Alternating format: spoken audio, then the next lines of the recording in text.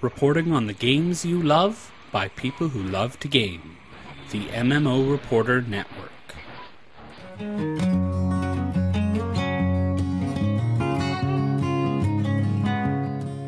You, my friend, are listening to the Happy Hearthstone. This show is brought to you by Doghouse Systems, who make some of the best gaming PCs on the planet. If you want all the benefits of building your own computer but have no clue where to start, go ahead and let our friends take care of you. Check them out at doghousesystems.com and use the code MMO Reporter for a free 128GB solid-state drive upgrade. And by Audible, the best audiobook program in existence. If you have any kind of commute or just wish you read more, I promise you this, Audible is the solution. Go to audibletrial.com/MMO Reporter to download a free audiobook today. Hello and welcome to episode 87 of the Happy Hearthstone podcast, the longest running Hearthstone podcast in the history of space and time and cards. I'm your host, Andrew Brown, and this week I am joined by our good friend, Tony. What is up, man? Hi, Andrew. How are you? I'm doing well. I'm doing better now that I am joined within the happy space by a fellow friend of the show. Yeah, I came on, I don't remember what episode it was, but I brought the Yogg Hunter deck, which was fun to play, but did terrible on the show. That's the thing about Yogg-Saron. When you got a card that is completely built off of randomness, you literally never know what you're going to get out of him. So. Oh, yeah. It was crazy. And that was pre-nerf, wasn't it? Yeah, it was pre-nerf. So it would do things like, like Doom, and I draw a bunch of cards and then, keep going. And I would get Treants from Force of Nature, and the turn would end and I had, a handful of cards. All of the creatures on my opponent's side were gone, and I had 15 minions or something. So it was when it was really good. Yeah, before it got nerfed, it was being played basically at every tournament and every deck. Well, not every deck, but especially the Yogg Druid list was probably the most famous. But I did like the Yogg and Load lists, and I thought there was something to that Hunter list. That was pretty fun. Well, for those of our... Go ahead. Oh, go ahead. It was just a great way to, you're losing, and then you just flip the board and see what happens. So why not put it in your deck? It's one slot. Especially if you're losing, yeah. He could change the game and actually give you a complete board of 5/5s who have a death rattle that'll summon a 2/2. So Right. Seems good. Well, Tony, for those of our listeners who may not remember, can you just give us a brief history of who you are, how you got involved with Hearthstone, and your interests outside of here? Yeah, so I played Magic for, I want to say 15 years. And when I had kids, when I got a real job, and then when I had kids, it got really hard to go to Magic tournaments. And so I basically stopped playing, but the itch needed scratching, and I found Hearthstone on my iPhone. And it was the exact same sort of impulse. The deck building, the cards, everything was the same impulse. And I realized that I could play without having to have, a closet full of cards, and without having to go to tournaments full of sweaty nerds like myself. So I was like, oh, this is a win-win. I can play in my PJs. Yeah, it was awesome. So that's how I got into Hearthstone. Outside of Hearthstone, I'm a lawyer during the day. I have 2 boys, and I run a website called Everyday Commentary, where I review and write news articles on everyday carry gear, like flashlights, pocket knives, pens, wallets, that kind of stuff. And I run my own podcast called Gear Geeks Live, which you can find at iTunes under Gear Geeks Live. And that's it. And you talk about similar stuff that you review on the site on that show? Yeah. The most recent episode, I was very fortunate to have a guy named Michael Walker on, and Michael Walker is almost unquestionably the most famous living knife maker in the world. And he's a recluse. He described himself as a hermit. He lives in the middle of the mountains in New Mexico. He makes 3 or 4 knives a year. They sell anywhere. Gosh. Yeah, they sell anywhere between $50,000 and $180,000. Yeah, that's something. Yeah, that's all he does, and he's unquestionably a national treasure. And the only reason that people in the art world don't know is because people in the art world are snobby about knives.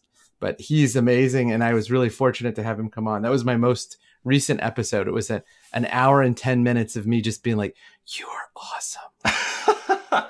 Now, we have plenty to talk about, but I just have to ask, how in the world do you get a hermit onto your podcast? How does that work? I have no idea. I was on Instagram one day, and I noticed that he had just jumped on Instagram, and I sent him a direct message, and I was like, "Hey, would you come on?" And he's like, "I read your stuff, sure." And I was like, "What the? Wow. You read my stuff?" Yeah, it was crazy. It was crazy. He is unquestionably one of the knife magazine that everybody reads is called Blade Magazine, and he was in their Mount Rushmore of all-time great knife makers, and he was the only one that was still alive. I mean, he's incredible. I mean, he does things that no one else can do, and he'll show up at a show with like one or two knives, and when people know he's at the show, they'll travel all across the world. Like Russian oligarchs that collect knives will travel just to make sure that they're there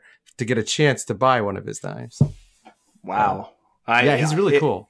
Really honest with you, I have no interest in knives at all, but I feel like I have to check this guy out if he's that much of a prodigy just to see what a $50,000 knife looks like. If you can get one of so he makes this one called a zipper blade, which is his own invention. Okay. If you can get a zipper blade for $50,000, you have like an epic score on your hands. They're usually well over six figures.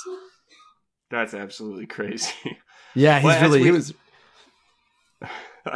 That sounds like a lot of fun. Well, as we're moving into the episode, other than having a hermit, incredible guy on your show, why else are you happy today?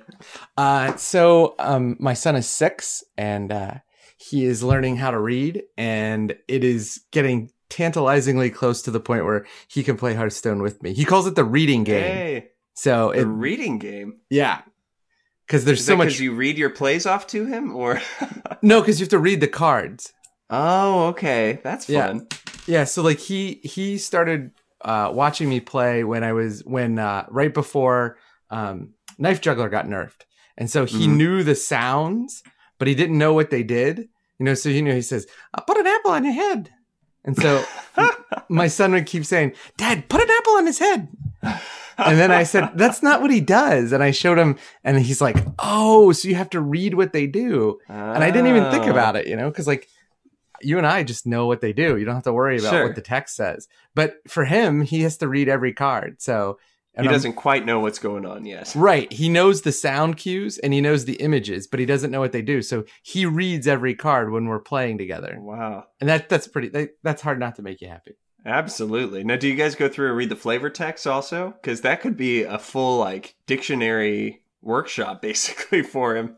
When they're really funny and they're jokes that he will get, we definitely read them. But mostly it's the sound cues, because he associates the sound cues, like the Knife Juggler one. And the other one that he always liked was the ratcheting noises from Dr. Boom. Yeah. And he knew Dr. Boom by name. He's like, "Oh, Dr. Boom." He's pretty iconic when he was in every single game, in every single deck. Yes. Yeah. That's awesome. Well, I'm pretty happy because this past Saturday, I had a full day off with my family, which normally wouldn't seem like that big of a deal. But this was my first one we've had in about a month. I love my job, but it often has me going every which way and can really bite into my weekends easily. So my wife and daughter and I just loved having a day to chillax. I mean, literally nothing that we have to do. So you want to go grocery shopping? Let's go grocery shopping. You want to hang out and watch Oh Brother, Where Art Thou? Let's hang out and watch Oh Brother, Where Art Thou? So that's a great movie. Yeah, I forgot how good of a movie it was. I found myself wanting to relive the Odyssey the entire time and wanting to know all the tricks. But honestly, just on its own, it's a great movie.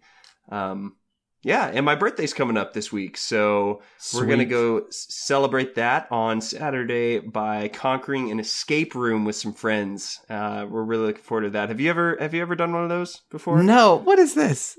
So it's a room where you pay a fee, and typically you can have anywhere from 2 to 6 people in the room, and it's basically a real life mystery. So they've designed the room to tell a story, and at the same time be a bunch, like, you have to find clues to kind of make your way through the story. So we did one once that was called like Area 51. So it was a scientist lab. There was a computer, and there were some diagrams and books and stuff. And that's it. All we had to find the code to get back through the door that we came in from. So we're locked out, and we've got an hour to try and get out. And through it all, we browse through the computer. We find some documents of a safe's code, and so we get in that safe, and there's some petri dishes that end up having numbers on it and stuff. All of it ends up leading to the back room where there's an alien body that you actually like put your hands through these gloves and have to make your way around and find like another number pattern or a color, or I think it was a word actually that ended up being part of it. So it's pretty crazy, and it's a lot of fun. The first one we did was just a little easy, so I said I want to look around, do my research, and find the toughest one in town. I think I found it, so I'm really excited about that. It'll be good. So you're gonna, on your birthday, you're paying somebody to lock you in a room. Totally, man. What could be better than that? That's really crazy. It feels like a real life video game, but it's fun because like anyone can jump in and get it, but you really have to work together and think through it, and it's really good for team building. Like that's when we did it the first time, was for our work. We just got everyone together, and we actually had 3 different rooms that were competing. And not going to brag or anything, but we got first place. So just saying, It reminds me of those episodes of Star Trek that the producers called bottle episodes, where they didn't want to use any sets other than the sets already built, and they didn't want to use any guest stars. So they always put people like stuck in the holodeck or something, and you have to get out. You remember those? It's like, oh man, I don't know. Oh, they're like there's like always like 1 or 2 every episode or every season in any Star Trek, because they were always like way over budget. So they were like, let's pretend like the ship got hit by a thing that shuts down all technology. All right, and now let's see if people can happened. Yeah. And I think they find a lot of their source, like inspirations for their stories from stuff that they've seen on, TV shows or stuff like that. Obviously, Star Trek's a little bit iconic, so they probably pulled something from that. But you guys didn't hear a pitch for escape rooms. You came to hear about Hearthstone. And my goodness, Tony, did you pick a good week to be on the show? Because we have got a ton of news to talk about, right? Oh my gosh, it was crazy.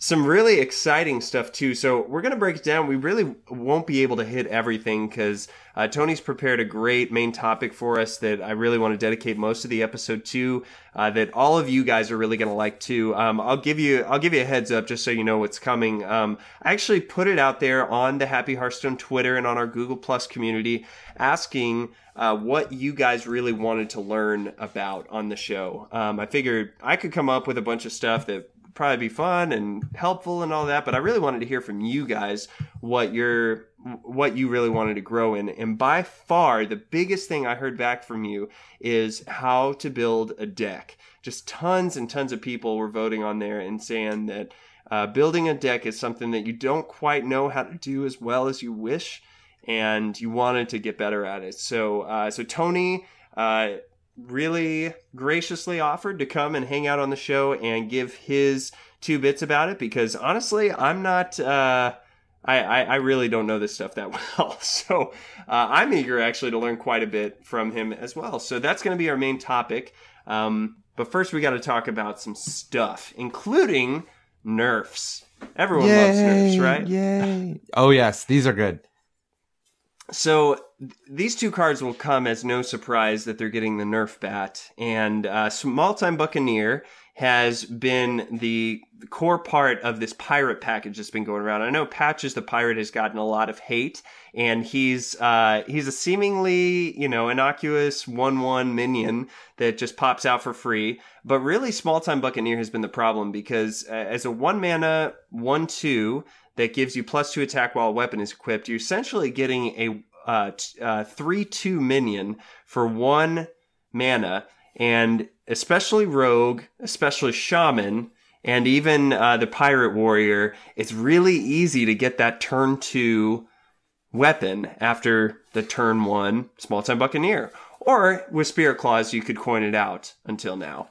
But Small Time Buccaneer is probably getting, I think, a very fair deduction, and that's in its health. So instead of being a 1-mana 1/2, it's going to be a 1-mana 1/1. And that's really great news. Why are you excited about this one, Tony? Well, so the idea of a 1 health minion in Hearthstone is really, really important because almost half the classes are ping classes. Like they can do 1 damage with their hero power. And so taking Small Time Buccaneer from a 2 health minion to a 1 health minion doesn't decrease its power by half. It decreases it more than that. I mean, it's a significantly weaker card now. And that was the right way to nerf the pirate package, because there's really nothing you can do to patches. I mean, you either have that card with that ability or you don't. You can't make them a 0/1 because then it doesn't do anything. I don't think so. And you can make them cost 10, but it doesn't matter. So the only way to really limit the pirate package was to take Small Time Buccaneer. And I think the end result is this card is probably not playable anymore. I mean, it's just terrible. I'm really interested to see if it is or not, because I agree with you, and yet I have to temper my emotions because I know in the past I've said something like that, or I've said the opposite. I remember saying about Call of the Wild, where that was such a strong hunter card, but when it got up to 9 mana instead of 8, it really disappeared from the scene, and I thought 1 mana was not going to be that big of a deal for it. But all of a sudden, not being able to pair it with your hero power or with another card was a really big deal. So I agree with you that I don't think Buccaneer's going to be nearly as much of an auto include. I think the pirate package is kind of going to be a thing of the past. But I think that you will still see it, maybe in Rogue especially, just when you have that guaranteed turn 2 weapon and can have patches on the board still. I think it's really good. It honestly buffs Maelstrom Portal just a tiny bit too, which I'm not cranked about because that card is so good, and even it getting a little bit better is sad. That card is... if there were 4 nerfs, that card would have been my 4th nerf. I think so. Well, the other one actually was in the Shaman class as well, and that's Spirit Claws. So Spirit Claws is now going to be a 2-mana weapon with all the same stats and effect. And I think that this is really fair. You know, when this first came out, it seemed non-threatening, and I think Blizzard saw it the same way. The crazy thing was, in an ideal situation, you paid 1 mana for 9 attack. For 9 damage. You think about Fireball, which is 4 mana for 6 damage. That's just nuts. And granted, it has a lot of situational things that have to work out in order for you to get that.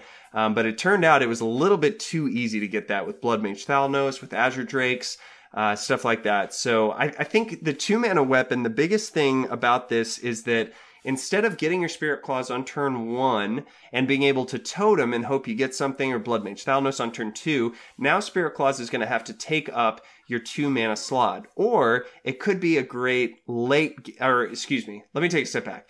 I think that if you play Spirit Claws on turn 2, you're really taking a risk because you're giving yourself a 1/3 weapon and hoping things will work out. And they absolutely could. But I think that Spirit Claws becomes a little bit more of a late game card for something like a mid-range shaman or control shaman even, because 2 mana for 9 damage is still really, really powerful. And I think later in the game, when you're able on turn 8 or turn 10 to combo it with a few things and get a guaranteed 3 attack, right off the bat, I think that it's going to find just a very different place rather than being just aggro shaman all the way. I agree. I think that when they had originally released the card, they had hoped to spur the creation of a spell damage shaman deck, but there just wasn't enough good spell damage stuff to make it the focus of the deck, and it worked so well in an aggro shaman. It was like, why bother? I think that the thing that told me that this card was broken was the fact that it was at least as good as Fiery War Axe, and Fiery War Axe is probably one of the 3 or 4 best cards in the game. And so, like, if there's a card where it's like, it's not clearly worse than Fiery War Axe, and that means it's too good. The other thing that I would say about this card is that putting it in the 2-mana slot really disrupts the curve, because like if you have Spirit Claws and Thing from Below, you Spirit Claws, Hero Power, get 3 damage, kill their creature, Hero Power, and then the next turn you put out. There are very few decks that can take 3 hits of 3 damage and have a 5/5 on the board by turn 4. I mean, there's just no... Absolutely. It was too much. It was just too much. I think that's right on the money, man. Well, the only other thing that's going on with this nerf patch is they're also changing some things about rank floors. And what I mean by that is through ranks 25 to 20, you're able to not lose stars whenever you lose a game. And they're bringing a little bit of that flavor to different achievements on the path to Legend. So now, starting with this patch, when you get to rank 15, you won't be able to go back down beyond that. So you won't be able to lose stars into rank 16 or 17. You'll still stay at 15 no stars as your bare minimum. Same thing for rank 10 and same thing for rank 5. I really want to hear what you think about this, Tony, because I've got a pretty festering opinion about this, but I want to hear a level-headed approach first. So for me, the big deal is that this allows for people who want to experiment. Like what I typically do in a season is I skip the first 3 or 4 days because that's when everybody's like pounding to get to Legend. And then I start playing decks that I have confidence in. And usually by the middle of the month, I'm around rank 10. And then at that point, I kind of get bored. And so I'm trying to figure out like, well, what do I want to do? And if I'm at rank 10 and I have a real shot of getting much higher, then I don't want to play those experimental decks because I don't want to go below rank 10 because then it gets really difficult because the number of stars. So from my perspective, this will allow people to experiment more. You'll see more fun decks on the ladder, but I also think that it does cheapen the run to Legend. Like being a Legend player now is not as difficult as it used to be. I imagine that we'll see something like 20% more Legend players than we did before because part of the thing. If you think about it, like, so one of the ways that like noobs got lucky and ran to Legend, where they just like barely crossed the threshold of the last day of the season, was they would have like these crazy win streaks. Like, I remember the highest I ever got was right after Ostakaka won the World Championships. He released his Secret Paladin deck, and that deck was like autopilot. It was so easy to play. Right. And I remember I had a streak of it was either 15 or 16 wins without a loss. And I got way higher than I'd ever gotten before. And it was only because I think it was around a holiday. It was either Christmas. I forget when it was. Okay. Thanksgiving or Christmas. So I just stopped playing and then I forgot about it at the end of the season. But I've never come close to Legend, but that was the season that I could have. And if the ranked floors would have been in place, I could have just sat at rank 5 and tried to hit a win streak again. And then got over the hump. Like if you can win streak to 16 or 15 wins in a row from rank, I was at like rank 12. And so those 15 or 16 wins got me within striking distance of rank 5. And then I crossed the threshold of rank 5. Then I can just, putz around and play and then, rage quit until I get another win streak going and cross the threshold that way. So it does, I do think it cheapens Legend a little bit.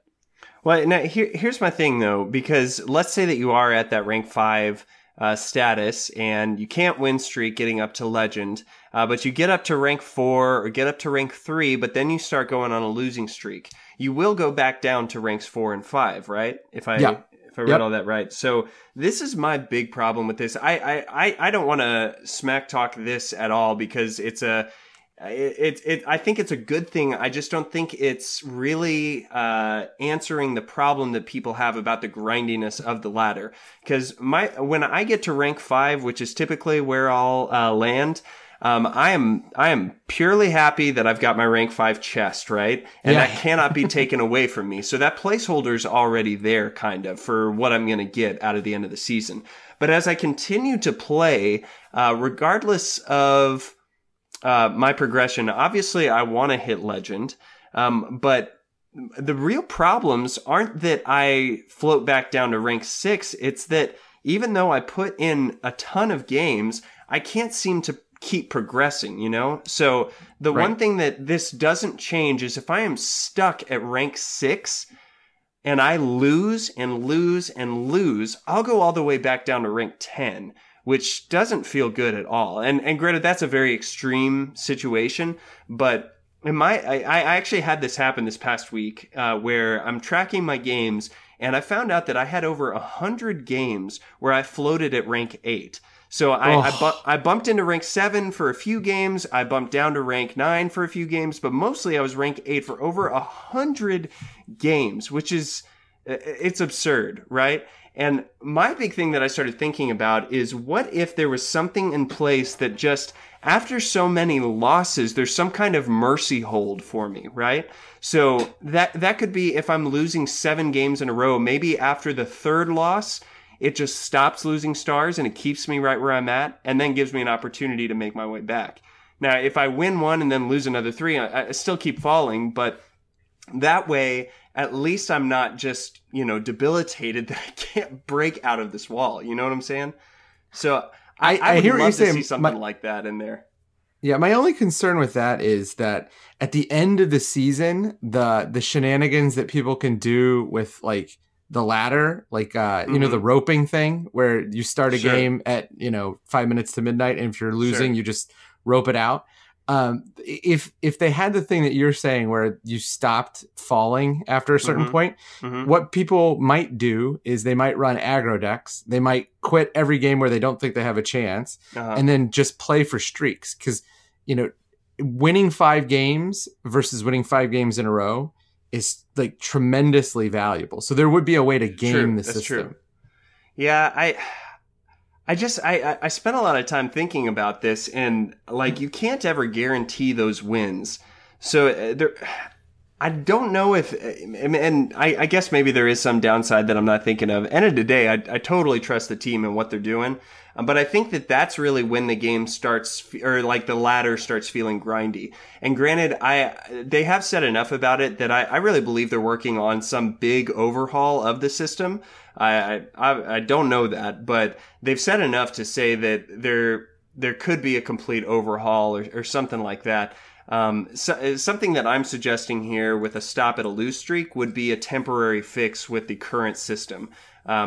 I really wouldn't be surprised if we moved to some kind of a bronze, silver, gold, like Heroes of the Storm and Overwatch have. I think that could be a standard thing across all Blizzard games that, you're able to say, hey, I'm gold on this, I'm platinum on Hearthstone, and I'm, Grandmaster on StarCraft 2 or something like that, But we'll see. So all of those changes are going to go through with the next patch later this month. And in fact, as you're listening to this, there's a chance that it could be done. So we'll be eager to see those happen. And I'm sure Tony will be ripping Small Time Buccaneer out of each of your decks. Yay! So. Goodbye. So like I said, too much news to talk about. And actually, I just forgot about this until we started the show. But Tony, did you see the speculation about what the next expansion is going to be? I did, and I think given the nature of the speculation that it is clearly not speculation. When a voice actor accidentally leaks something and then takes it down and says, and I had to do it because of an NDA, that's not speculation. That's exactly what's going on. Absolutely. Where there's smoke, there's fire, and I think that there is enough to let you guys know that we're more than likely going to see this first expansion that comes out around April be some kind of Ungoro-themed expansion. And really all you need to know about that is dinosaurs. Sweet. Are you excited for dinosaurs, Tony? I have a 6-year-old son and a 2-year-old son, so I am perpetually excited for dinosaurs. They're going to be jacked up about this expansion. Yeah. I think, we could speculate all day about it. That's really all we know at this point. I don't know a ton of lore. So unless you do, Tony. Oh, God, no. I have no idea. Okay. We'll leave it to the other podcasts, or you can do your own digging. Disguised Toast came out with a great video about some of all the information that kind of led to it. But if you're a WoW fan, get ready for going back to Ungoro. If you're not a WoW fan, then get ready. New cards are coming, and they're dinosaur themed. And that'll be great. So The other big thing that was released is an entire blog post that Blizzard put out about the next set rotation. And this is really exciting because this last year they launched Standard, which was the first time that they were kind of rotating expansions out of normal play. They introduced the Wilds mode where you can play whatever you want. And we're coming up now on our second cycle. And this past year has been called Year of the Kraken. And now we are moving into Year of the Mammoth, which, my goodness, this blog post was a mammoth, right? So it was crazy. So to kind of give you a heads up with this, this will kick off around April, and that's when the next set will be released. So once that set is released, Blackrock Mountain, the Grand Tournament, and League of Explorers will all rotate out of Standard and into Wild, which everyone's excited about that because of one card, right, Tony? Yes. Which one is that? Well, for me, it is Tunnel Trog. Oh, actually, that's a really important one, too. I forgot. Tunnel Trog and Totem Golem are heading out. So Shaman's going to be struggling a little bit. The other one I was referencing was Reno Jackson. Oh, I don't know if it's going to be gone. You don't think it's going to be gone? Well, you'll get to this later, but there's going to be some open slots. Okay. Interested to see it, but he will definitely be moving, so it'll be interesting to see that.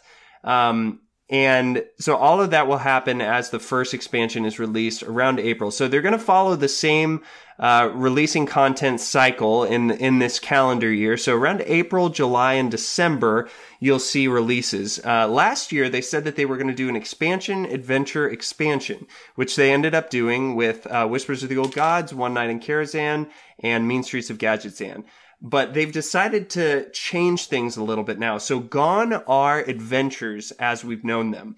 And we are going to have 3 complete 130 card expansions this year, which the bottom line for that is new and more cards, which is always great, right? Yes. Yeah, that's always great. The cool thing is they're actually... I'm sorry? I said it's painful on the wallet, but good for the game.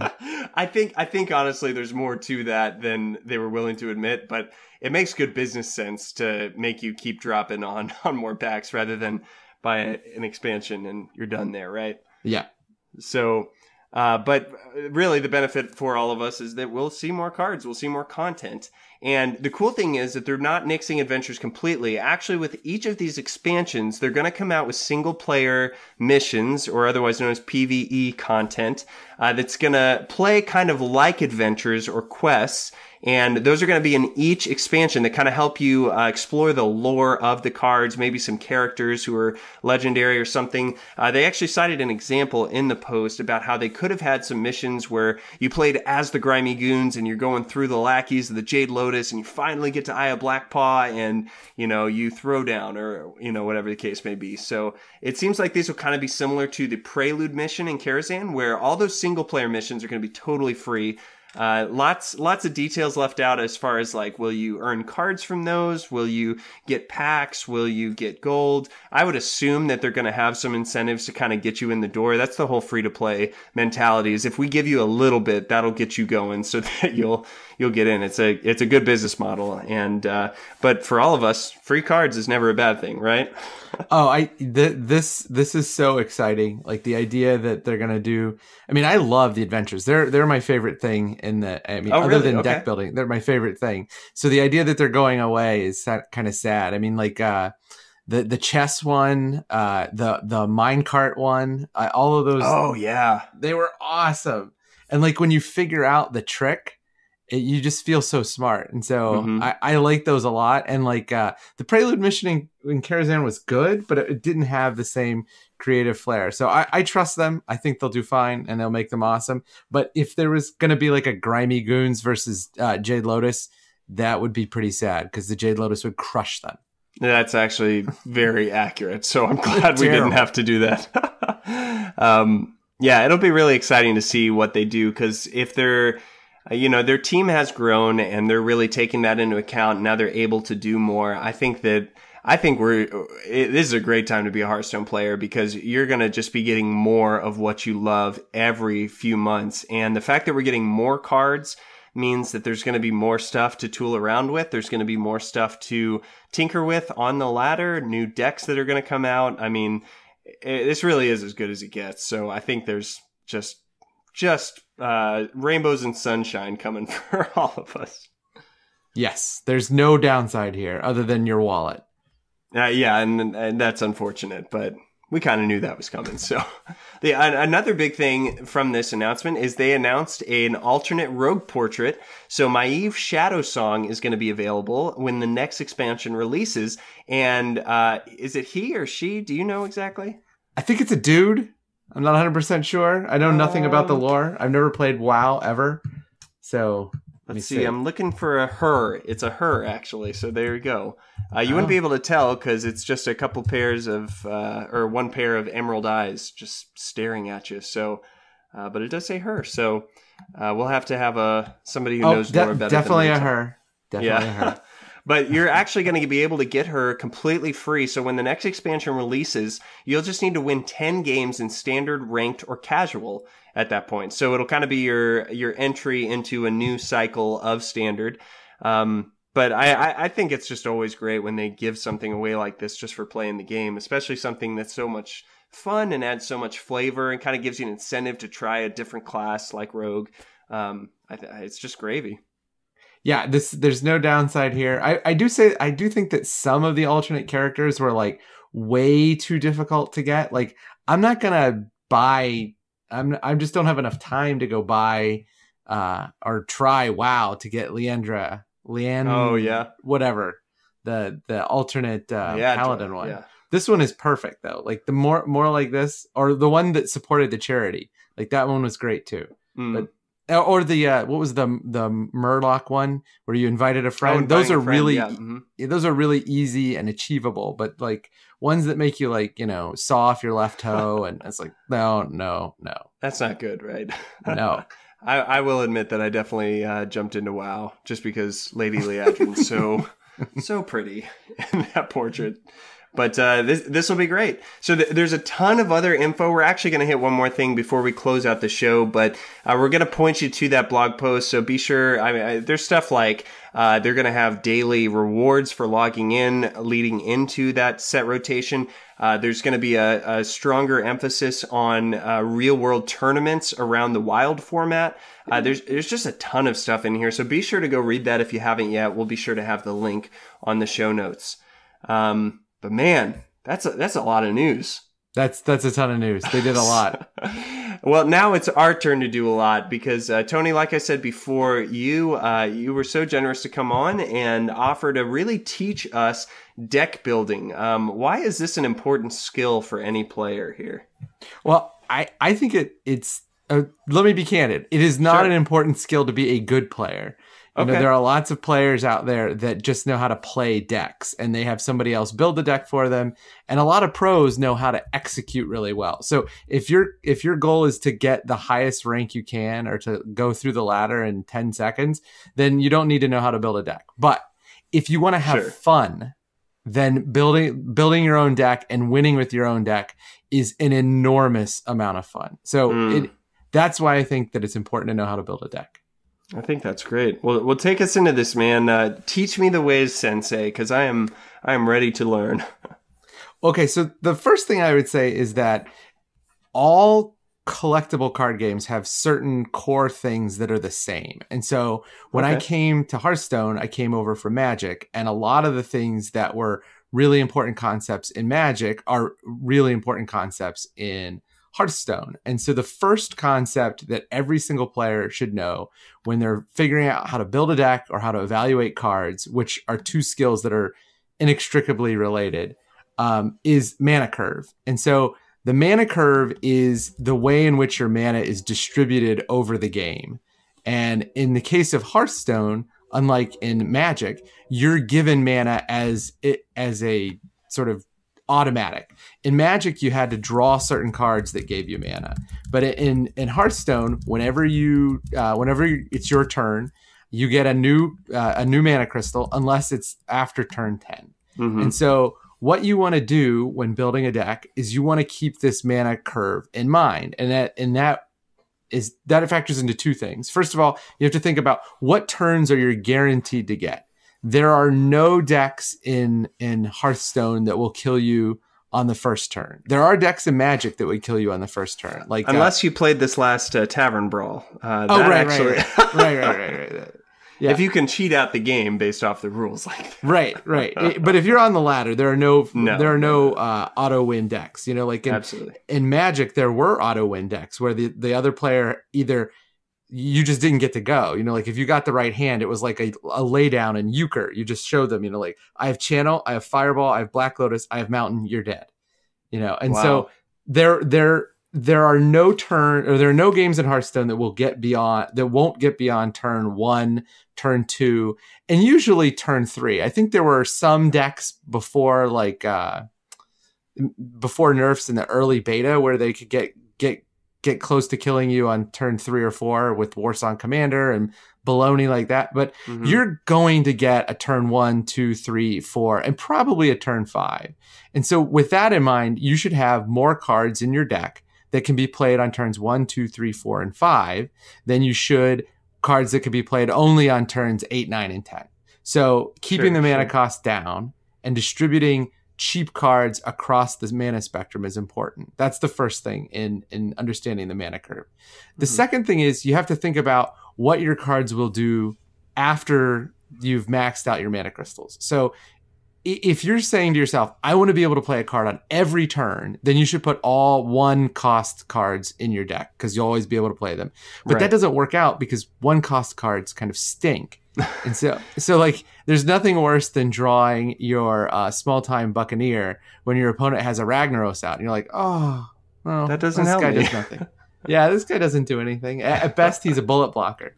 Right. So you should build the mana curve knowing that you're going to get turns 1 through 5, but also knowing that after turn 10, you might draw a crappy card that costs 1 mana. So sprinkle them in along the bell curve, like the bell curve from statistics. And so you want a few cards at the low end of the mana curve, the 0, 1, and 2 slots. You want more at 3, more at 4, 5, and then go down, like you're going down the hill on 6, 7, 8, and 9, and then 10. And if you do that, when your cards are randomly distributed, as they are when your deck is shuffled by the computer, then you're more likely to get a card that you can play on 1, 2, 3, 4, and so on. And so that's the first part of the mana curve. The second part... How many of these like really big cards do you want? Because you know the bell curve. Like, do I need to have a 10 drop in my deck, or can I get away with just some 6 drops? Or like, how do you approach those big cards like that? So the first thing is you have to figure out what kind of deck you're playing. So like if you're playing Ramp Druid, then putting a 10 cost card in your deck is not that much of a penalty because you're often getting to 10 mana. You're trying, but to if you're playing, but if you're playing something like compare Dragon Warrior to Dragon Priest, where Dragon Warrior is more of a tempo deck than Dragon Priest. Like Dragon Priest is a tempo deck as well, but it has control elements. And so it's not crazy to put something like a Ysera in. Whereas there are very few Dragon Warrior decks that run Ysera. They usually top out at Draconid Crusher, which is a 6 mana card. So the answer to your question about how many big mana cards you should put in your deck depends on the deck itself. If it's a control deck or a slower deck, then you could put more in. If it has some sort of ramping effect, you could put more in. If it's a mid-range deck, a tempo deck, or an aggro deck, then you probably don't need them that much.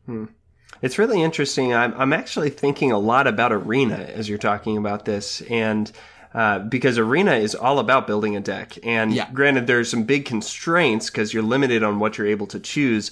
But that bell curve was one of the first really big pieces of advice that I got as far as how to build a successful Arena deck. And granted, even Arena decks, sometimes you get an aggro list or a control list, mid-range. But that's usually a really good model to go off of. If most of your cards are kind of in that 4 mana range, there's a good chance that from your mid to late game, you're going to have enough steam to get some big bodies on the board who are able to do something, or some good spells that are going to be able to flip the game for you. Yes, that's definitely true. And if you look at like, what's the site called? Hearth Arena Tiers, where they break down all the cards and they've done like statistical analysis. You'll notice that there are very few cards on that tier list that are in the top tier that are like really, really super expensive. And I think that's a good rule of thumb for any sort of deck building. If you have a choice between, if you have like an open slot and it's between like a 10 mana card and a 4 mana card, always go with the cheaper card. I think the only other thing I would add is that the mana cost doesn't necessarily necessitate how powerful a card is also, right? So a 10 mana card will probably do more overall than a 2 mana card, but a 2 mana card could be more effective for what your deck's trying to do rather than just the big beefy bomb that doesn't really add anything, basically. And granted, there are very few 10 cost cards you have to worry about, but... I mean, the perfect example is comparing the pre-nerf Knife Juggler to something like Mind Control. Like Knife Juggler was a 3/2 for 2, and when a creature came or when a minion came into play, it did 1 random damage. And the impact of the random damage at that early in the game could often win games all by itself. You would, you know, like if they had like a couple of guys on the board, you played an Unleash the Hounds, you killed all their guys, you attacked for 3, and then you attacked with your hounds. There's very little that's going to come back from that amount of destruction, and it's only a 2 mana card. Wow. So the second thing about mana curve that I wanted to point out is something that people don't think about all the time. Hot Meowth said that if he won world championships, he was going to reveal a secret about how to play Hearthstone that helped him win. I don't know what that secret is, but I have a feeling that it has to do with something about mana utilization. So if you think of your mana curve as like a bell curve, that tells you how to build your deck, what cards to include.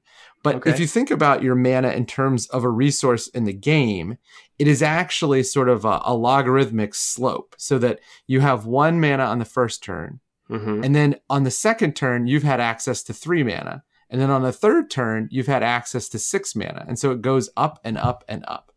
And if you keep track of the mana that you spend over the game, other than your life totals, I have found that the number one correlation to who wins is who utilizes all of their mana or the most of their mana throughout the game. So the guy that utilizes all of his mana on turn 1, turn 2, turn 3, turn 4, so on and so forth, that person is almost always going to win because they're playing their most high impact card at the best time each time. And so I don't know what his secret was, but for some reason I think that might have been related to the secret.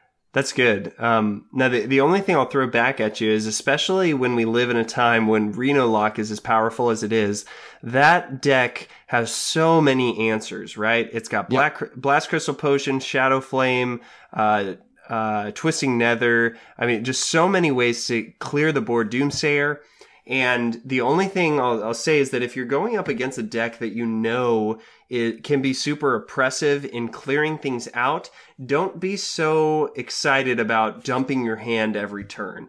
Because when I'm in that Reno Lock matchup, I have to be very careful about what resources I'm using. I want to have a presence on the board, but I don't want to put everything down if he hasn't played his Twisting Nether yet and we're going into turn 8. Because there's a really good chance that if he's going to get a lot of value off of that, he's going to do it, right? Yes, and so that's a good point. So like the deck I'm thinking about for utilizing all your mana throughout the game is something like Dragon Warrior. So in Dragon Warrior, you know, like the Dragon Warrior right now runs the Pirate package. It runs Alexstrasza's Champion. It runs Fairy Dragon. So like ideally what you would do is you go turn 1, Pirate, Patches, you know, attack with Patches, attack with, you know, N'Zoth's First Mate, the Rusty Hook thing. Then turn 2, you know, Alexstrasza's Champion. Turn 3, you drop the Frothing Berserker. Turn 4, Kor'kron Elite. And so you're not necessarily dumping your entire hand because of exactly the point you made, which is you need to hold something in reserve. But you're hitting each point in the game with the right card so that your curve matches up with your mana utilization throughout the game. That's really that way good. you're not like doing like the on turn 4 it's terrible. It's not terrible, but it's less ideal to go 2 Fairy Dragons than it would be to go Kor'kron Elite because you're holding something back in your hand to trigger dragons. You have something in case they have, you know, Twisting Nether and wipes the board. So that's, you know, it's not just simply use all your mana every time. It's if you use your mana every time and you make good plays, it's really hard to win when your opponent's utilizing all their mana throughout the game. Sure, and you kind of reference an idea because there's value in a fairy dragon that's not necessarily in the core crown elite, depending on what you're trying to do with your deck. So a great example right there that you might want to hold on to it because there's value of holding on to a fairy dragon. So what else would you say as far as like the value of cards and how to kind of look into that as you're crafting your deck and deciding what's going to make it and what's not? Because this isn't, I think Magic, you are allowed to go over the deck minimum, right? Yep. You could have a 200 card deck if you wanted to in that game, but Hearthstone, very simple that you must have 30 cards. And with, as that pool continues to grow, it's probably going to get even harder for some of our listeners to really determine what I want to put in here. So how do you analyze the value of different cards? So there's two things that I point out for figuring out the value of cards. First is that there are cards that have static values, cards that have partially contextual value, and then cards that have completely contextual value, where there's no way to predict how valuable they're going to be. And so like if you take the examples one at a time, like a static value card is something like River Crocolisk or Chillwind Yeti. You know when you play it, it's going to give you, the Yeti's going to give you 9 stats for 4 mana. No doubt what it's going to give you. Right. Yeah. And then if you have something that's like a partially contextual card, it's like Blackwing Technician. You know that in the right circumstance, it's going to give you 8 stats for 3 mana, which is good. And then you have a card like Jade Lightning, or the most contextually valuable card of all time, which is Yogg-Saron. There you go. where you have no way of predicting how valuable it's going to be. Like I put a Jade Lightning in my deck and I know that it's going to give me 4 damage and 2 stats, but I don't know if it's going to give me more than that. Where, and then you have Yogg-Saron that gives you pretty much whatever could ever happen in the game. He's a little temperamental guy. He's had a bad time as an old god, so he wants to take it out on you. he has asparagus tentacles, so he's going to be that. He has to, right? Yeah.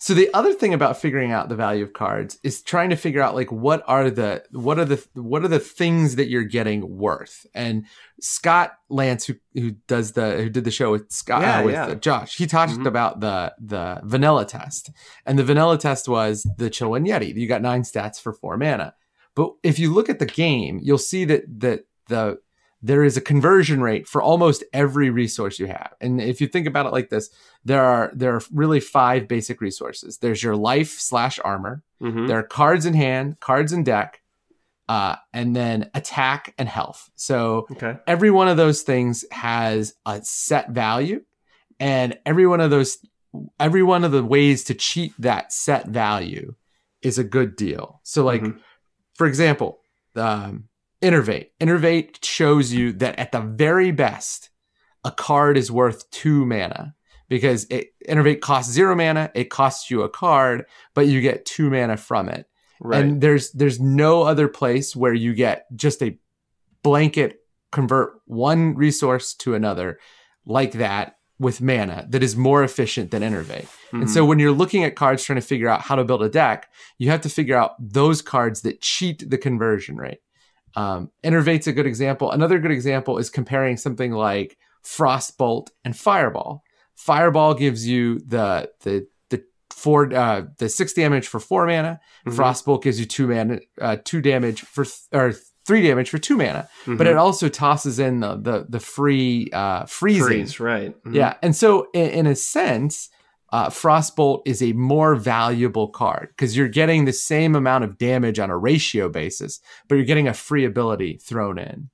And you can go through and you can price out all of the values of all of the cards using this idea. And if you have this idea of converting resources and the conversion rate for resources, coupled with understanding contextual value and partially contextual value and static value, then you can figure out what cards are really good. And I think that one of the best examples, and I put this in the show notes because it was really striking when I sat down and broke it down, was something like Dr. Boom. So Dr. Boom is a partially contextually valued card because you don't know how much the boom bots are going to be worth. You know what the high roll is, you know what the low roll is, but you don't know exactly what they're going to be worth. And you have no control over it either. Right. And so when you think about it, you're like, okay, so Dr. Boom is 18 stats for 7 mana. That's not that bad. That's pretty good, in fact. And it's, a little bit below the 9 stats for 4 mana that you're getting with Chillwind Yeti. Mm-hmm. But what you don't realize is that on average, you get 5 damage from the 2 boom bots. Mm-hmm. And so 5 damage is actually worth something like almost 2 completely free arcane missiles. Okay. So that's an extra 2 mana. And so what ends up happening is you take you look at the stats that you have. You have the 18 stats. Mm-hmm. You've paid 7 mana for 18 stats. But what you can actually do is you can deduct the cost of the 2 arcane missiles. So 1 arcane missile is 3 mana at random, or 3 damage at random for 1 mana. And here you're getting 5 damage at random for however much mana. So now you take that 18 stats at 7 mana, and you subtract the 2 arcane missiles, and you now get 18 stats for 5 mana, which is bananas. bonkers. Yeah. Yes.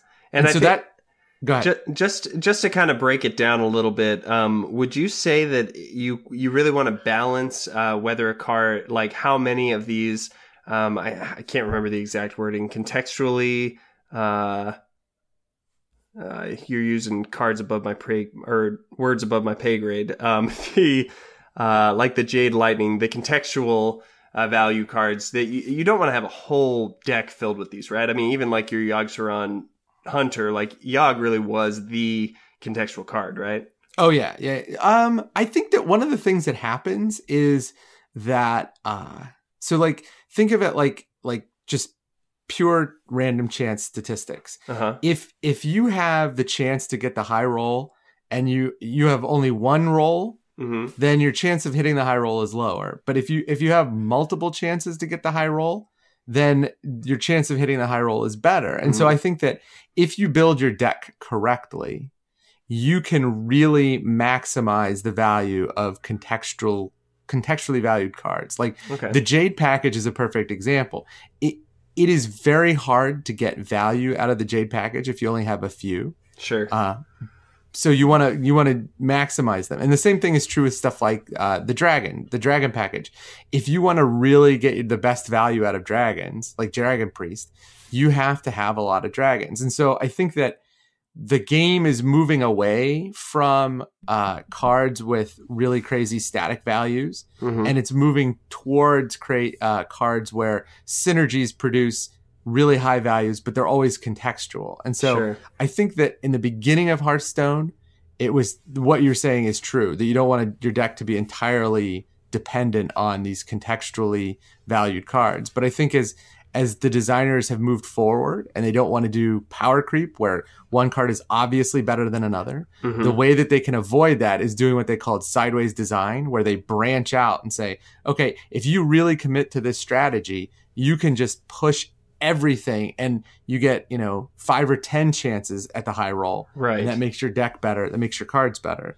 So I think that go ahead. Oh, I was thinking that the other thing to take into account is what your goals are, right? If you're just trying to have fun, like fill your whole deck with contextual cards, right? Right. Really, it's even important to know how to build a deck. If your 100% goal is to have fun with it, you want to put the most fun in here. And I think that, whether you are trying to build an RNG heavy deck and you just want to see what happens, or kind of like one of the decks Josh brought on the show on his last episode with the value heavy priest deck. It's not so much about cards that really make sense. It's about like what cards are you going to have fun playing and that have powerful effects at the same time. That deck wasn't necessarily bad because it was doing exactly what he created it to do. He's probably not going to have a great time on the ladder with it, but man, those games where he wins are going to feel really, really nice. Yes, that is definitely true. Like one of the decks that unfortunately, it's hard to claim credit for a deck in Hearthstone because so many people are working to solve the problem. But I had the Cthulhu Aviana deck. Oh yeah, that combo. Yeah, I had that deck designed and built within like 2 or 3 days of the release of. Oh man, right at the beginning. Yeah, except it was like 2 cards off, and ironically, one of them was the Brewmaster. Like I had Youthful Brewmaster and thinking like, oh, he's so much cheaper, but it doesn't matter because you're only playing that card after you've played Aviana, so you can get the big fat guy because he's going to be 1 mana too.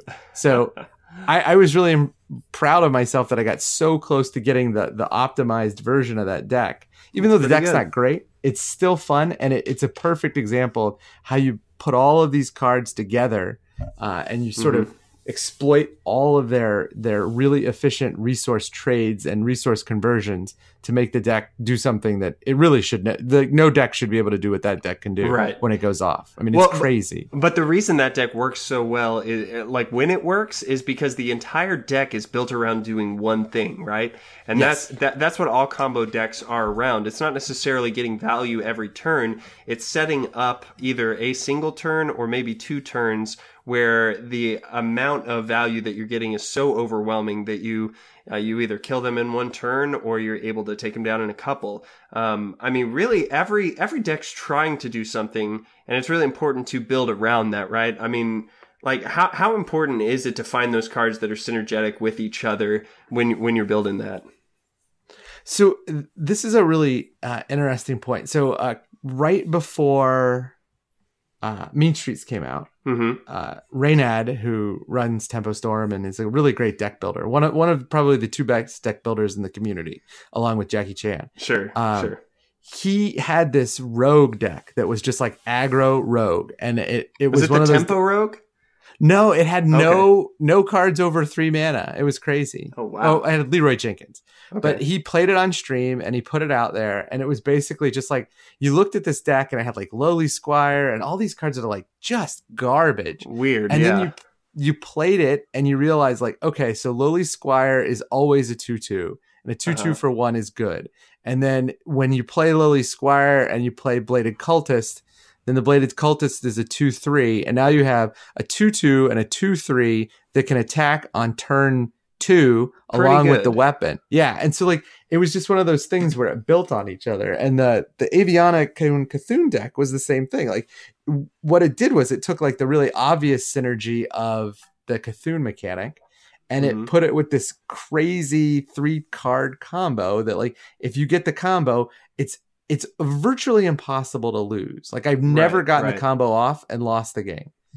So the synergy is the way to take advantage of what I said before about the sideways deck or sideways card design. They're not making just purely broken cards. They're never going to make like a 4/4 for 2, but with no drawback. But they are going to make, a 2/2 that becomes a 4/4 if you do X, or like, Blackwing Technician.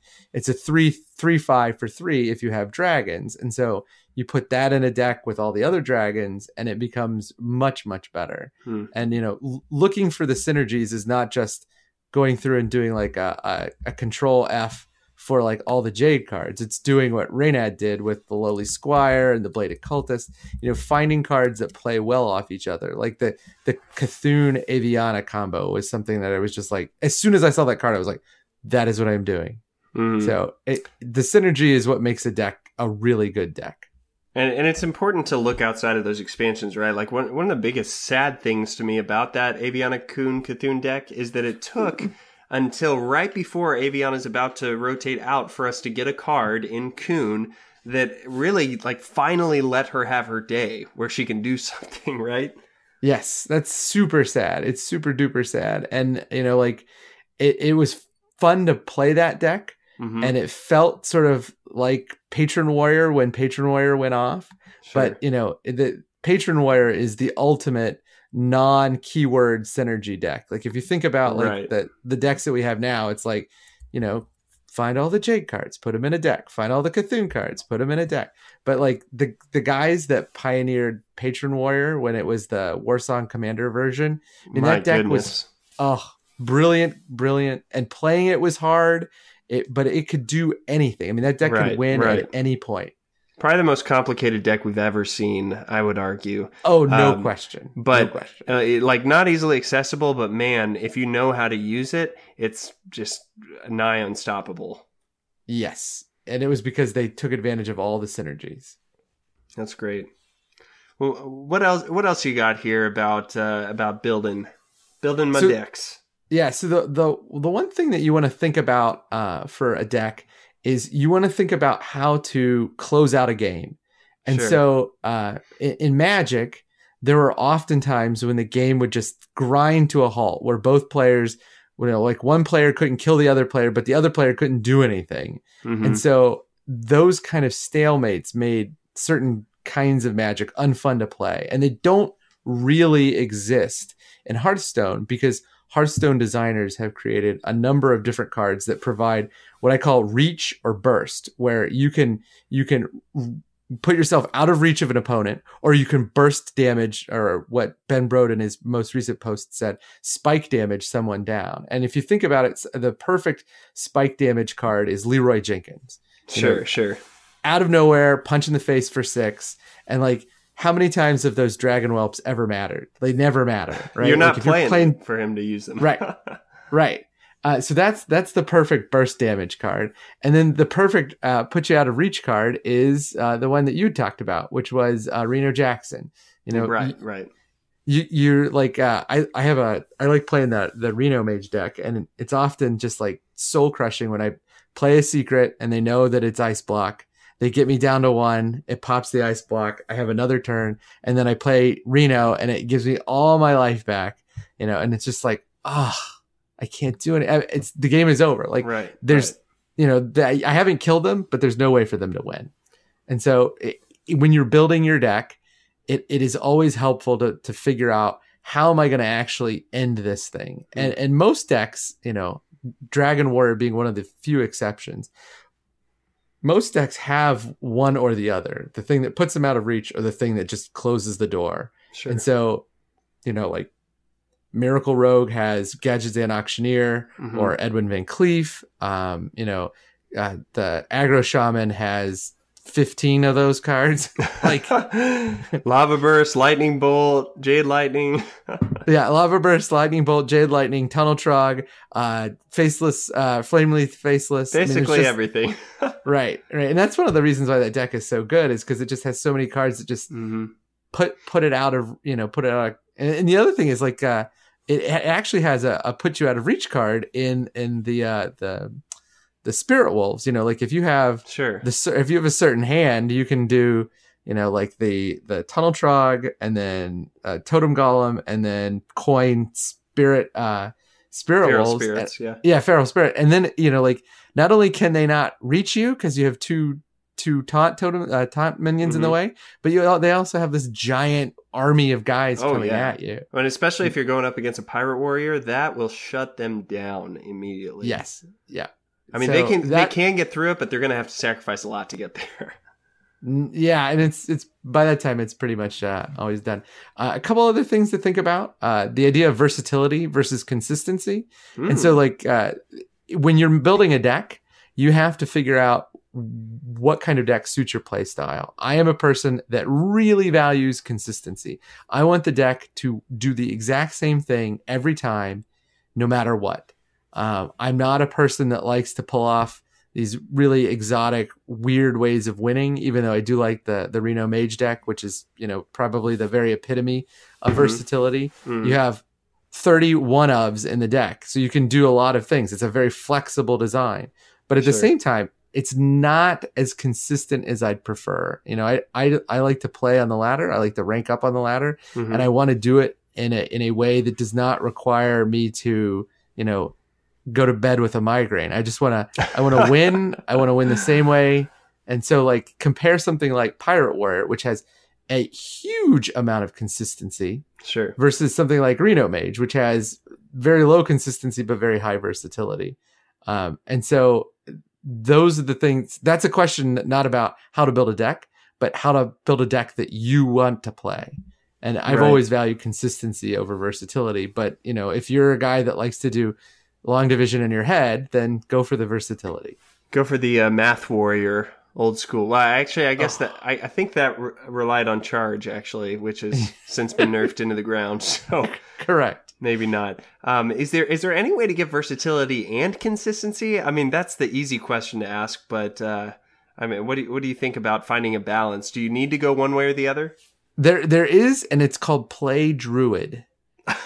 Okay. Yeah, like if you remember the old before the nerf to Force of Nature, that deck had like how many choose? It had at least 4 choose cards. And so like if you have 4 or 5 choose cards, you essentially have, instead of 30 cards in your deck, you have 40 cards in your deck, because you have you have 5 cards times 2, so that's 10, that all have 2 effects. So they're take up their first slot, and then wait, you said 4 times 2 is 10? No, so you have 5 cards. Oh, okay. Sorry, 5 times cards. 2 is 10. I had to make sure there. No. So you have 5 cards that each have 2 abilities. So it's essentially 2 cards in 1. And so you're getting 40 cards in a 30 card deck, and that gives you a tremendous amount of consistency, because you have a bunch of 2-ofs, but it also gives you a tremendous amount of versatility, because you can pick what you need. Like none of the 2-ofs except for Wrath are the same effect. I mean, Wrath is damage or damage and draw, whereas like Living Roots is minions or damage. Nourish is draw or mana. And you go through the list, and it's like, oh, all of these cards are really versatile. And so I think that beyond the Savage Roar combo, the reason that deck did so well is because it had so many really good choose cards. Like if you look at the Druid of the Claw, the Living Roots, the Wrath, the Nourish, and what was the other card? I just forgot it. But all of those cards made that deck really, really versatile, and it made it really, really consistent. And then you had the combo that just punched people in the face for 14. Right. So it's honestly hard to get my mind back there. We've gotten so distanced from that play, that combo, that 14 health. That's where you had to get him, right? Yeah, I was like, oh, I've got you. You're down to 14. You're dead next turn. There was nothing worse than getting just to that point and saying, I think I'm dead. I'm dead, and there's nothing I don't have a taunt. I don't have heal. I'm dead. The least favorite part was when you would get to 14, and then they would be like, Force of Nature, and then you quit, and you're like, I'm not even going to bother to see if they have the Savage Roar. I'm just dead here. Because they're just playing you at that point. Yeah. But you've got something written here that says tutors are always broken. Now, I have a feeling you're not talking about Violet Teachers here, right? No. Okay, so there was a card in Magic called Demonic Tutor, and it said, pay 2 mana and search your deck for a card and put it into your hand. Oh, wow. Yeah, and when it came out, everyone was like, oh yeah, this is okay. But what people didn't realize until later on was like, this effect is incredibly broken. You can get whatever you want. In every possible way. The basic core design of all collectible card games, including Hearthstone, Magic, Pokemon, everything, is randomness. You have a deck, you shuffle the deck, you don't know what you're going to pick. So if you have something that gets around that rule, no matter, almost regardless of its drawback, it is worth considering when you're building a deck. So the first version in Magic was Demonic Tutor. Pay 2 mana, draw a card, put a card in your deck into your hand. Then they made one that was like, pay life and put a card in your hand. And that was still too powerful. And then they made pick only one kind of card. That was still too powerful. And the guys that have designed Hearthstone seem to know that really well, because the effects that are tutor-like effects that like you pick a card out of your deck are all really terrible. So like Sense Demon, King's Elec, all of those cards are really, really bad because you're putting a card from your deck into your hand at random. And the whole point of the strength is that you get to choose exactly what you want. Right. And so like there are ways to break the randomness. And if you can do that, like this is why the Yogg-Saron Hunter deck worked, because I basically had 2 copies of Yogg-Saron. I had a King's Elec and Yogg-Saron. And so the King's Elec would always get the Yogg-Saron. There was no way it wouldn't. Yeah. And that was really good because, if it's at the end of the game and I'm losing and I have no way to come back, just play King's Elec, get Yogg-Saron, play it the next turn, and, see what happens. Now, that made me think of the ultimate meme, which is Barnes into Yasharaj. Would you count that as a similar type of effect? Absolutely. Okay. It's exactly the same thing. You're really sort of trimming your deck and building it in a very specific way to break a tutor effect. Mm-hmm. And this is how combo decks, this is how crazy decks always happen. If you can break a tutor, even if it's a crappy one, like a random tutor, both Barnes and King's Alec are random tutors. You can make a deck out of basically nothing. I mean, it's like you have 2 cards in the deck and you fill it with whatever is left, and you'll get something that works some of the time. And if I was to sit down and say, like, okay, build a crazy deck, the first thing I would do is I'd find the cards that break the conversion rate for resources. And the second thing is I would look for tutors. And if you do that and you find one that works, you're not going to be terribly disappointed. Like when Silverware Golem came out, I built a demon. It was basically a zoo deck, but instead of focusing on zoos, it was focused on all of the demons at the time. And I put 2 Sense Demon in, and it was basically draw 2 cards. Like every time, just draw 2 cards. And that's a really powerful effect. Even if they're, not such great demons, drawing 2 cards that happen to be minions, I forced the randomness to work for me, and it made the deck actually playable. I mean, there's so many times that I was like, I just need some creatures or just need some minions. Boom. Sense Demon, go get those creatures, put them into play. It's a terrible card, but in certain circumstances, it can work. And I think about a card like Madame Goya, which is not very good. But it does a similar effect where, you could build your deck around it and guarantee something out of it. So I hear you saying, like, really pay attention to cards with effects like that. And if you're able to come up with something creative, you may very well be able to break the game and come up with something incredible. Yes. That's... the one thing that I would add to the little list that I sent you is tutors are always broken, and in Hearthstone, charge is always broken. That's true. Have you seen the priest combo deck, the 1-turn kill priest combo deck with the Genie of Severe? Yeah, the Disguised Toast is running. Yeah, and that deck uses an exploit in the rules. So like the Potion of Madness, it doesn't say that it does this, but it gives the creature you steal charge. Right. And so that gives Genie of Severe charge, and you can attack and kill somebody in 1 turn with the divine, what is it, the one that boosts his health, and then the one that makes his health equal to his attack. Divine Spirit and Inner Fire. Right. So if you have the Divine Spirit and Inner Fire, you can kill somebody in 1 turn. So if tutors are always broken, that is certainly true in every collectible card game. But in Hearthstone, because there is no counterplay on your opponent's turn, charge is always dangerous. Unless you're talking about the card charge, right? Right. Ironically, of course, the card's namesake is not very good because it forces you to not play against the face, which is exactly what you want to do. Correct. Well, to be fair, that card has been nerfed 3 times. Has it really? Twice? Oh, it's been nerfed at least twice. Wow. So if it's been nerfed at least twice, I think it's fair to say that it was at some point a good card. Absolutely. And I think that just goes to show just what a powerful effect it was. And I think they've done a really good job at balancing it, because even the Ginny of Zephyrs combo deck isn't overpowered where it just kills anything. But it's like any combo deck where you get the exact right setup, the right draw, and boom, you can take them down immediately. It's crazy. I had somebody do it, and I had not seen it on Disguised Toast's stream. I had no idea, and I was like, this guy is terrible. He's playing such an awful deck. Right. And then boom, punched me Out for 23. nowhere. I was like, oh, yep. That shut me up real quick. Yeah, it was pretty fun. Well, hey, Tony, this is a ton of really good information. If you could sum it up for us, how would you bring us back through the journey that we just took with you? All right, so pay attention to mana curve. It is the most important thing in the entire game. Maximize synergies and figure out what the high roll is for every contextually powerful card. And figure out what kind of deck you like to play, one that's consistent or one that's versatile, and then look for the 2 broken effects in the game, charge and tutors. Very good.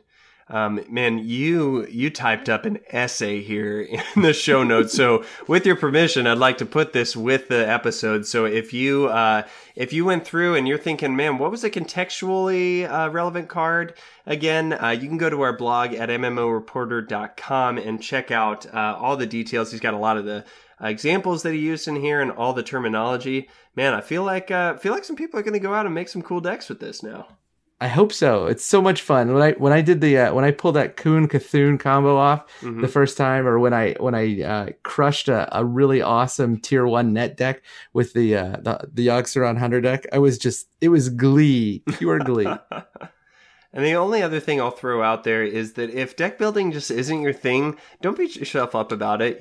Be sure that you're watching some of the streamers and professionals and just watching their deck lists. You can learn a lot from looking at something like the Vicious Syndicate report, which you can just click on Dragon Priest on there and see all of the high tier Dragon Priest lists that are basically known. And you can compare and contrast them and really see like, okay, he excluded, the Bookworm out of this list, but in this one he's running a Potion of Madness. Now, why would a 1 mana and a 6 mana be exchangeable like that? And you can probably talk yourself through a lot of those things and learn a lot just from watching and looking at that information.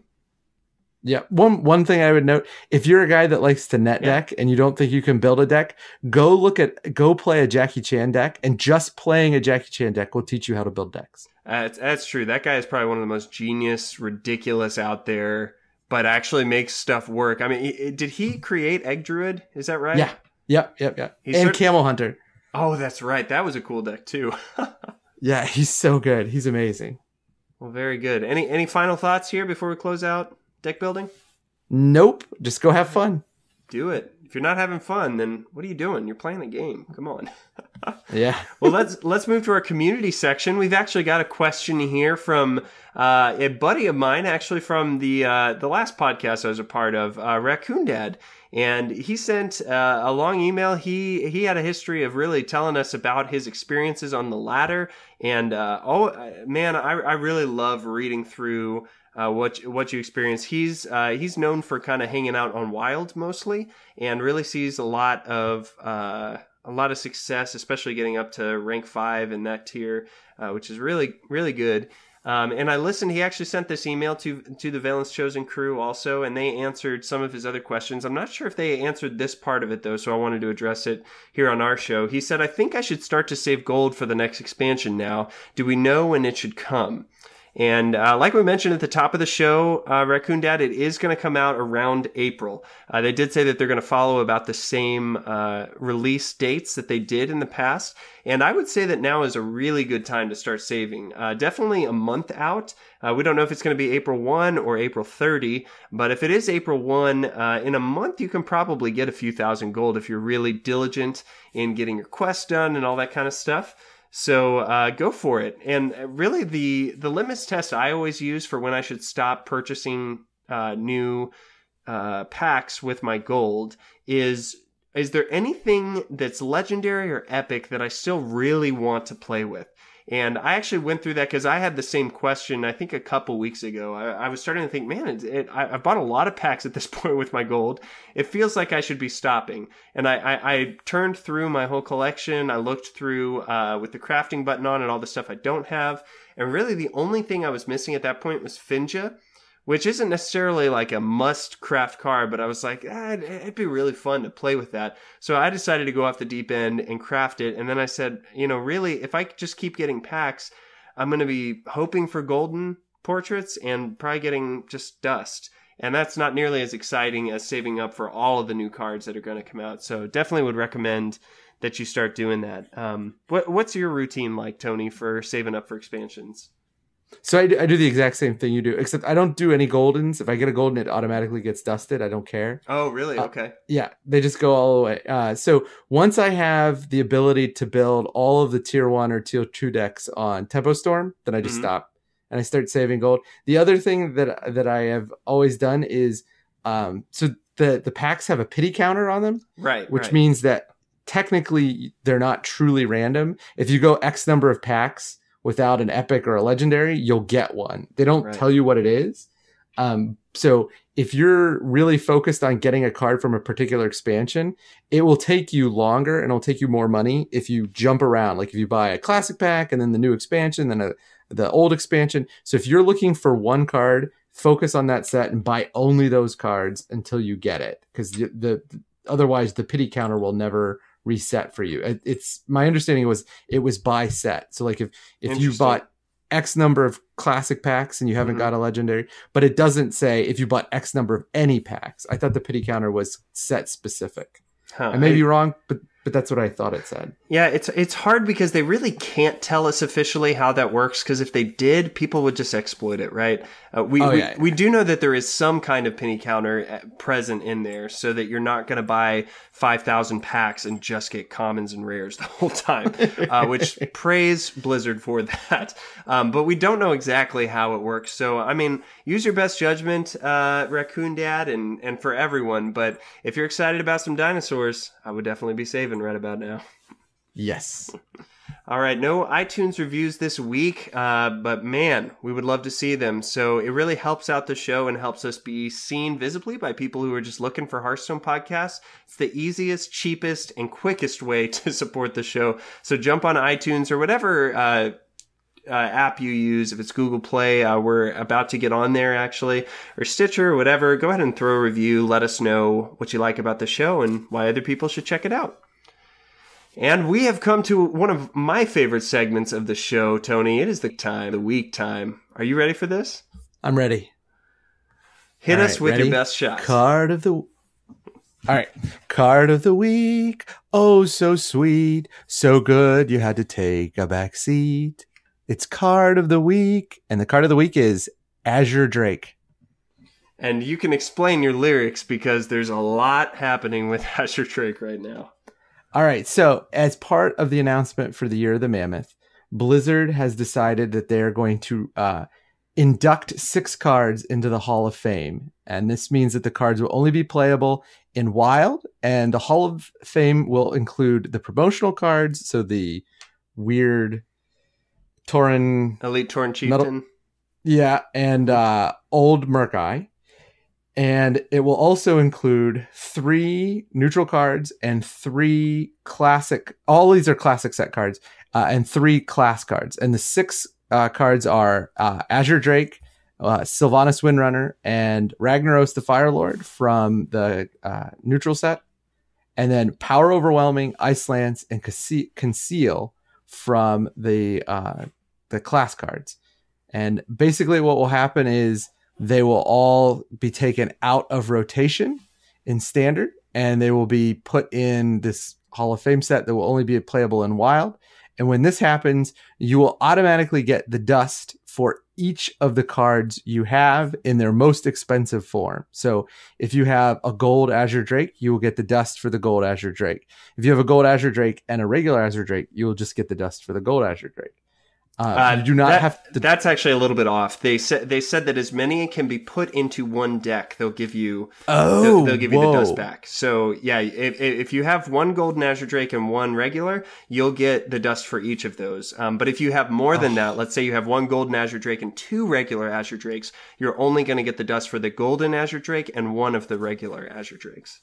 That is awesome. Yeah, that's pretty nice, right? It's generous. And you don't have to dust them. That was the thing that was so crazy. They're just giving it to you. And I'm so thankful that they did this. They talked about the reasons why, and they said, if we incentivized you to dust these cards, we'd in fact be incentivizing you to not play Wild, which is counterintuitive if we're trying to support this format. So this is again one of those like I think back to when Mean Streets was released, and they had that problem with the booster packs that were coming out. You remember? Like, yeah, where they screwed up the rarities. Yeah. Lots of tri-class cards were getting out, and what they decided to do was reimburse people 1/3 of the packs they had opened, which they didn't have to do. Like, even though it was a mistake, everyone got cards that they paid for, right? And they just decide to give us packs for free.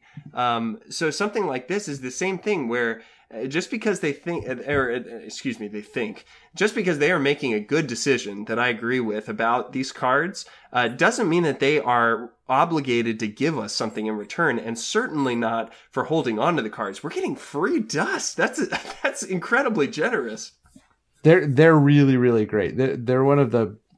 I mean, I've followed closely a ton of different companies in a ton of different places, and there is no company that does better fan service than Blizzard. And I say that not only because of how they handle the game, but for all sorts of other reasons, having dealt with them in in different ways than just playing games. They are really, really amazing. Now, why did you pick Azure Drake out of all of these Hall of Famers? All right, so when I first started, like everybody, you get a free mage deck, and you don't have to unlock all the stuff. Right. You get stuff right away. And the mage deck was pretty awful. What was the Archmage? I forget, the 4/7 for 5 that has Archmage, spell damage. Mm-hmm. Yeah, guy's terrible. And I was always like, I just need like a little something extra. Mm-hmm. I wish this card did something extra. And one of the things that's really amazing about Hearthstone, and is a testament to how good the team is that even the worst cards in Hearthstone are still pretty good. You know, there are very few cards that are just like completely unplayable. Like Scott's least favorite card, Poison Seeds. Right. Like, Poison Seeds is not horrendous, especially if you compare. Well, okay, so like here's my baseline. There were, like, coming from Magic to Hearthstone, there were cards in Magic that had no positive effects. Okay. Like there was a card that that was just a more expensive version of an already bad card. Mm-hmm. Or there was another card where you could switch, like, suppose there was a minion battle, you could switch which one of your minions was in the battle, but it did damage to you and to the minion. And so it was like, wow. It was just, they were just terrible. And, you know, Magic has 20,000 or 25,000 different cards at this point. And a full, probably a quarter or maybe a sixth of them are just completely unplayable. Crazy. And so the idea that like the worst card in that deck was that Archmage, going from that to Azure Drake made that deck so much better because everything is so tight. The power is really close on all these cards. So if you get a card that's significantly better, it makes the whole deck significantly better. And the number of cards that you have is only 30 in a deck. And so Azure Drake putting that card in the deck and getting 2 of them really transformed how good that deck was. And it made playing the ladder fun for me. So I will always have a soft spot in my heart for Azure Drake. Man, and it's such an auto include in so many different decks, right? I mean, this was one of the first cards I would ever recommend that somebody craft for a deck because it fits in so many. I mean, you get the spell damage, you get to draw a card. Dragon decks love this, you know. So there's so many different situations where Azure Drake will get you so much value. And I think that, you know, the big reason why they're moving all 6 of these cards over to Wild and into a Hall of Fame is because they've become like a benchmark for especially the minions here for that cost of a minion. So if you need a 5 cost minion for whatever deck you're playing, Azure Drake's a really good choice. If you need a 6 mana card minion, Sylvanas is a great choice, and same for Rag at 8. So they really want to open up the deck building component for those different spaces because there are other 8 mana or 6 mana cost minions that aren't necessarily bad. It's just nothing can beat the effect that you get off of Sylvanas or off of Rag. And so those have become so evergreen, auto-includes to everything, that if they keep being on Standard will not be as fresh as it could. But now moving over, I think what's so brilliant about this is we'll still be able to play them on Wild, and I think you got even more incentive to go hang out at Wild now with this change.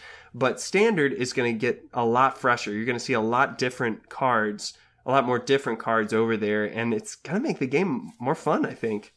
Oh, yeah, I completely agree. I think that 2 things that I would add to this is, first, if we were not in a time period in which Paladin was terrible, I could easily see Tyrion being on this list because he is substantially better than any of the other 8 cost cards in the game. I mean, if you think about like Forbidden Shaping, the priest card that lets you spend all your mana to get, you know, a man, like 8 mana slot is so good, and it's so good because of Ragnaros and Tyrion. Sure.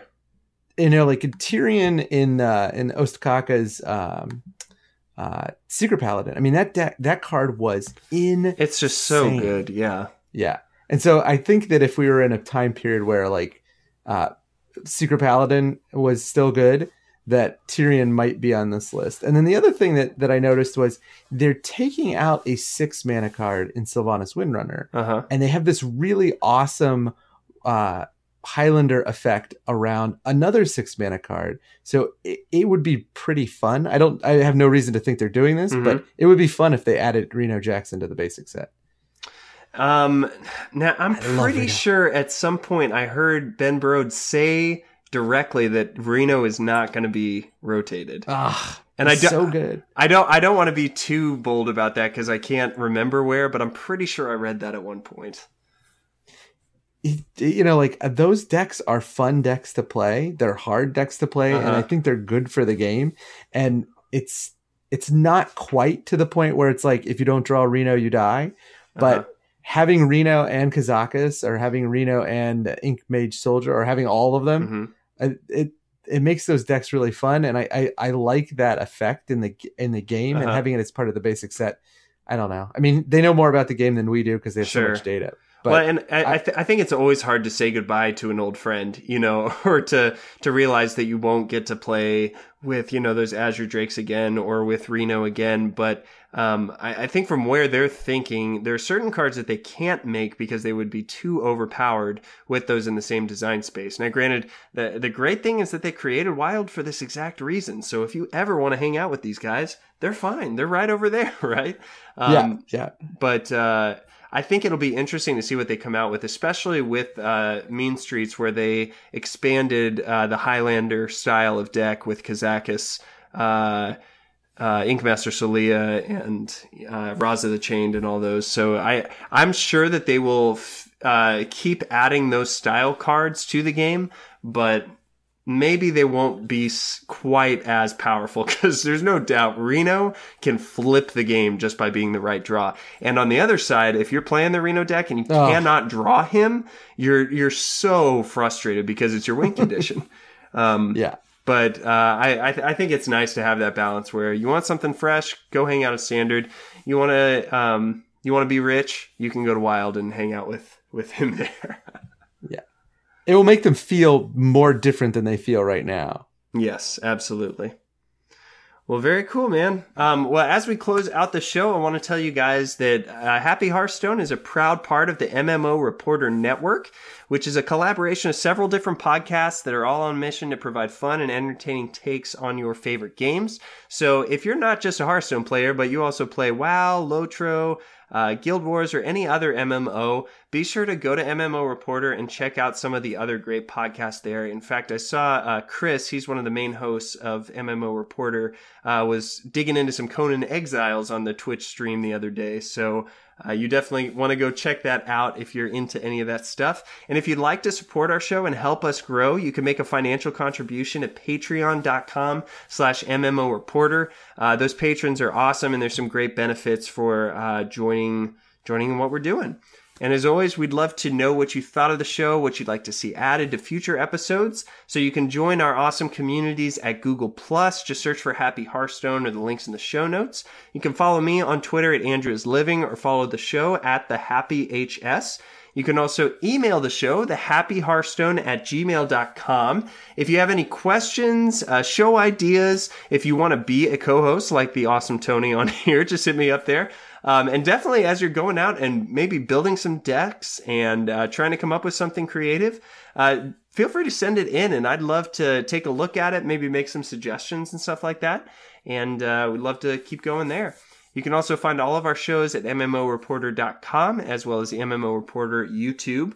I also want to remind you guys that every Monday night we'll be doing a stream at twitch.tv/MMO Reporter. Been having a blast with everyone hanging out there.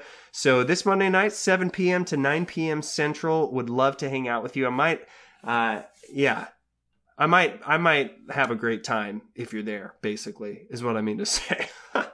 And also, last call, but our art contest is going to end at the end of this month. So if you have an idea for the logo and would like to see that fresh coat of paint, send it in. Send it into the happyhearthstone@gmail.com, and I would love to see an homage to what was, or something brand new that you would like to take on. Again, March 1st is going to be the deadline for those.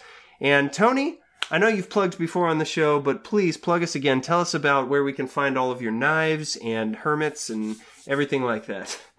So you can find me over at everydaycommentary.com. You can find the podcast that I do, Gear Geeks Live, at geargeekslive.com. It's also in the iTunes. I am Everyday Comment on Twitter and Everyday Commentary on Instagram. Very nice. What kind of stuff are you Instagramming these days?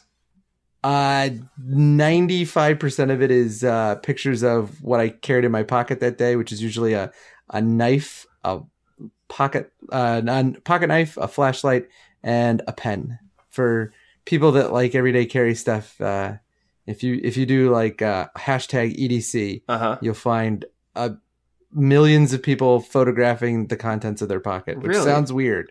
Oh God, it's crazy. I feel like you have to be really sophisticated to like have just the right pen or just the right knife or something like that.